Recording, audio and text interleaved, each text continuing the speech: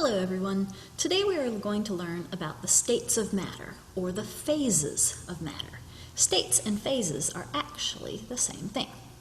So first of all, the three major states of matter that you know best are solids, liquids, and gases. But there is also a fourth state of matter known as plasma. An example of plasma would be flames, the sun. A plasma TV has plasma inside the screen, so that's what we mean when we talk about plasma. We will not be having that on the test in this class. But solids, liquids, and gases will be on that, so let's take a look at these. First of all, inside a solid, the particles are packed very closely together in nice, neat little patterns. They can sit there, my fists are representing the atoms of the solid.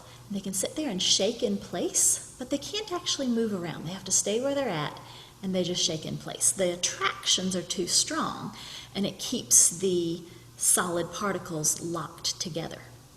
Next, in a liquid, the attractions have been decreased and the heat has been increased enough that the particles can now flow past each other. They still have to be in contact with each other, they still have to be touching, but they can move past each other. Finally, in a gas, the particles are so hot and moving so fast that they are bouncing around the room. And what happens is they bounce until they hit something, and they bounce and hit something else. And so they're just going everywhere like crazy. And those are supposed to be little motion poofs behind them, like in a cartoon, to show the motion of the particles. So those are the three phases of matter. Now let's look a little more closely at them. We want to see whether a solid, a liquid, and gas have a definite or indefinite volume and a definite or indefinite shape. Okay, so what's the volume? The volume is the amount of space something takes up. Is it small? Is it large? That's the volume. And the shape, of course, is the shape that it arranges itself into. So first of all, a solid has a definite volume because a solid cannot be squished any smaller than it is. Now, wait a minute, you say. What about marshmallows? A marshmallow can be squished, and yet a marshmallow is a solid. Well, it turns out a marshmallow has a lot of air inside of it. And when you compress a marshmallow, you're compressing the air. Once you get it squished down, you can only squish it down so small. And then what's left is the solid, and that cannot be compressed anymore. So that's your silly homework assignment, is to go find a marshmallow and squish it. And then once you get the air out, you'll see that you can't squish the solid anymore. Okay, you don't have to do that, but you can if you want. Next, the shape of a solid. Unless you're messing with it and squashing it and that kind of stuff, the shape of a solid stays the same. Even sand, if you're pouring sand, each individual grain of sand is still the shape that it is in. So the shape and volume of a solid are definite. Next, a liquid. The volume of a liquid is definite. Now, a lot of people get this mixed up because you think about a water bottle that's filled totally full to the top. There's no air in it. Can you squish that water bottle? No, you can't. But because we often have air in the water bottle, a lot of people think a liquid can be squished smaller, change its volume, but it cannot.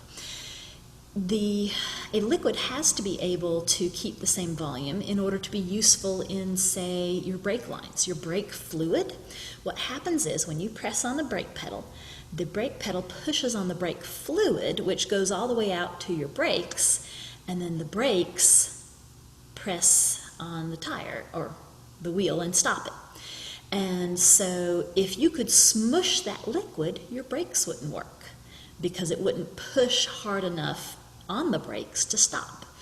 And so a liquid cannot be compressed, so it has a definite volume. A liquid, however, does pour and flow around, and so therefore it has an indefinite shape. When you pour a liquid into a container, it takes the shape of its container, or the bottom part of its container. Then a gas has neither a definite volume nor a definite shape. Both are indefinite or uncertain or changeable. So the volume of a gas, think about putting air into a tire. You can compress and push more air in there, yet it still just takes up the volume of the tire. So a gas can be compressed, showing that its volume can be changed, showing that it is an indefinite volume. The shape of the gas can also change. You can pump it into the tire, you can let it back out of the tire and it fills up the room. A gas will actually expand to fill its container, that's the volume, and it will take the shape of its container. Notice that a solid has both definite and a gas has both indefinite, and then a liquid you just have to figure out. One's definite and one's indefinite. Now let's take a look at some phase changes. When a solid changes to a liquid, that is melting. Now, if I get confused about which phase change this is, I think about ice. I think about a solid ice cube changing to liquid water. Oh, that's melting. It's the same if, say, you had a candle wax and the solid wax turned into liquid candle, that is melting. When a liquid turns into a gas, there's actually 3 terms for that: boiling, evaporation, and vaporization. So any of those are acceptable. However, if you're drawing a phase change diagram, which you'll see at the end of the notes, it's usually considered to be boiling. Boiling has to happen at the boiling point, at the boiling temperature, whereas evaporation does not have to happen at that temperature. And vaporization includes both of these. Boiling is a type of vaporization, and evaporation is a type of vaporization. Next, if a liquid changes to a solid, it is freezing. For example, liquid water changing into an ice cube. But believe it or not, if you take liquid candle wax and let it solidify, the candle wax has just frozen. Wait a minute, it's not cold enough to freeze. Oh, yes it is, because the freezing point is the temperature at which it changes from a liquid to a solid. And the candle has a much higher freezing point than water does. So when you say, oh, it's got to be cold to freeze, water has to be cold to freeze. Other things, it depends. A candle just has to be kind of room temperature to freeze, and it is truly freezing for that candle. Condensation is when a gas turns back into a liquid. For example, water vapor in the air condenses to form clouds. That is the liquefied form of the former water vapor in the clouds, and then finally it becomes too heavy for the clouds to hold it up and it falls to the earth as rain. Phase changes are always physical changes, never chemical changes. That's something that generally gets people, so be careful. Phase changes going between a solid, a liquid, and a gas, or vice versa, are always physical changes. Because, for example, water is H2O. Ice cubes are H2O. Liquid water and water vapor are all H2O. It's the same thing. It hasn't changed into a new substance. So therefore, when water vapor becomes liquid water, it's still water, it's a physical change. You don't have a new chemical. When a solid melts, it absorbs heat. That makes sense. You've got to take in heat for an ice cube to warm up to liquid water. The heat increases the kinetic energy of the particles. Kinetic energy is the energy of motion. So here's what happens. Here's your solid, and you're heating it up so it shakes faster and harder and crazier until finally it moves around past each other. And then the particles in a liquid move faster and faster and faster until finally they break apart and bounce around the room as a gas.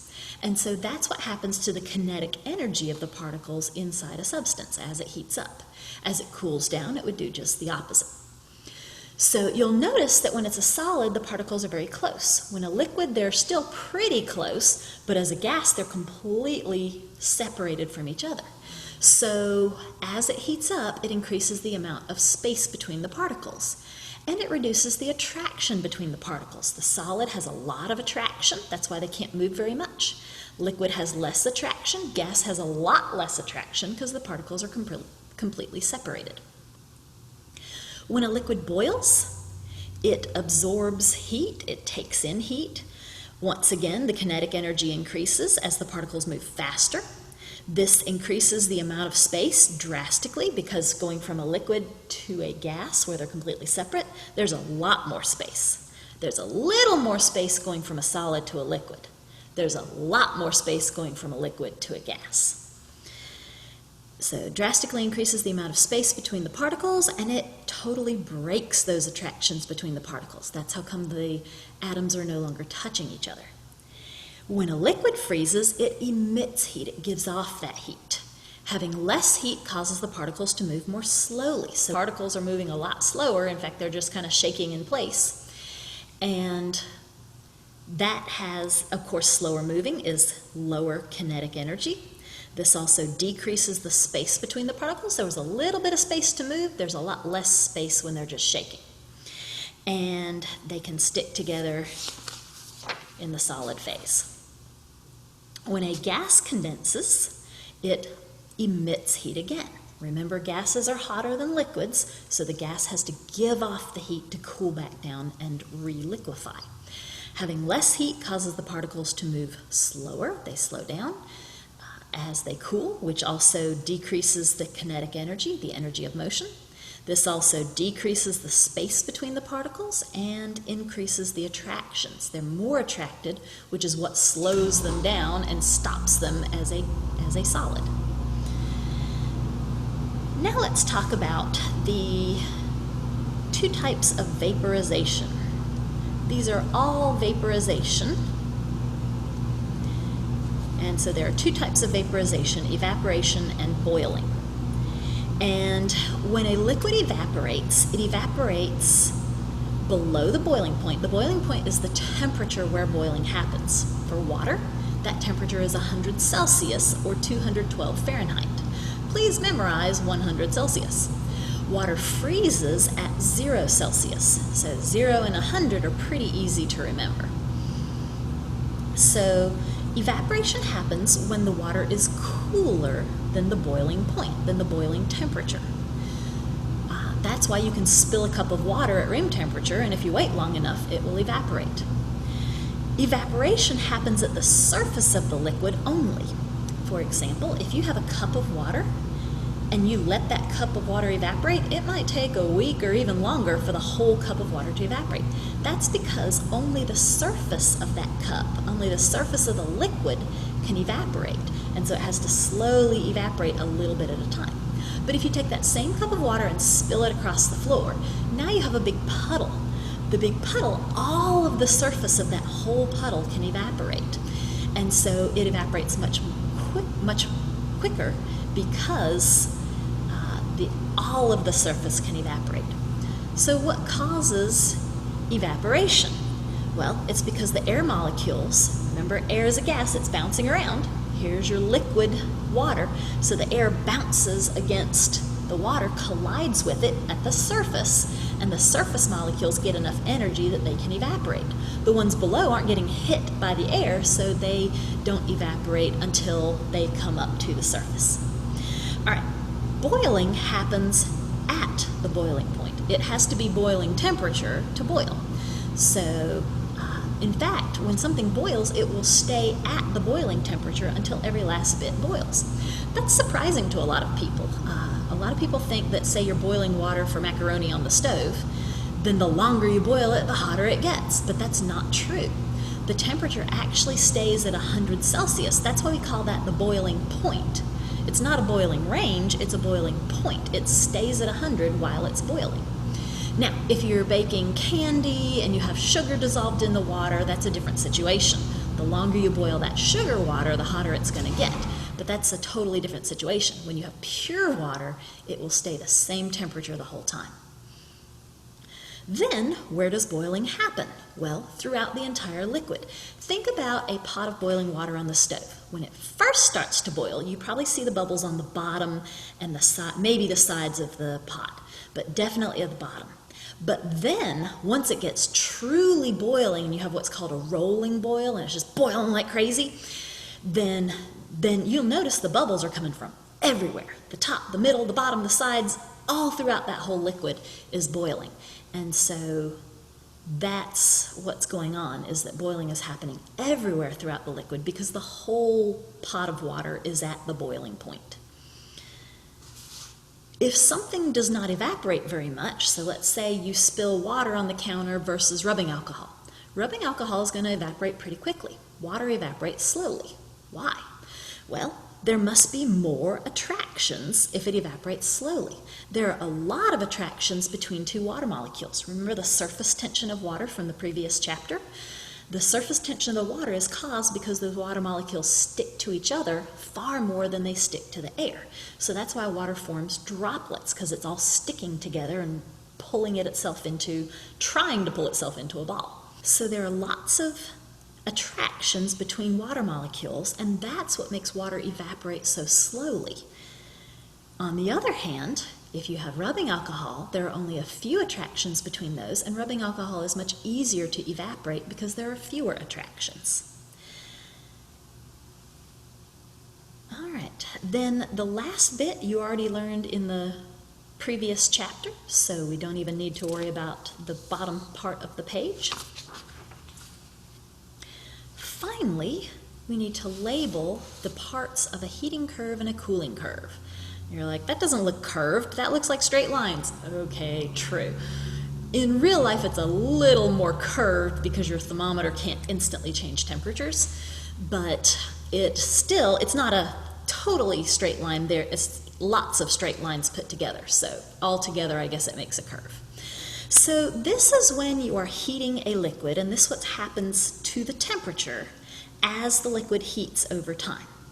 So when you have ice cubes, let's say this is water. If you have ice cubes and they're extra cold ice cubes, way below 0 Celsius, way below the freezing point, as you heat those ice cubes, the temperature goes up until it gets to 0 Celsius.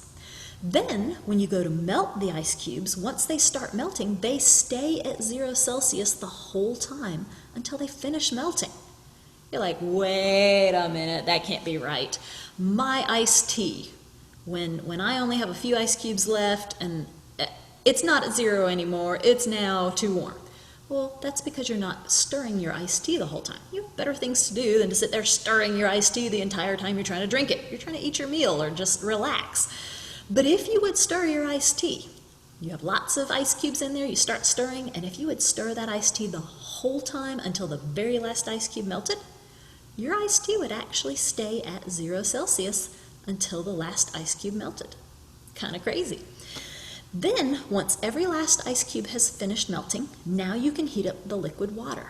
So as you keep adding heat over time, the temperature will raise until the temperature gets to 100 Celsius, which is the boiling point of water. Then the temperature of the water stops again. It will stay at 100 Celsius until every last bit of that water has boiled off.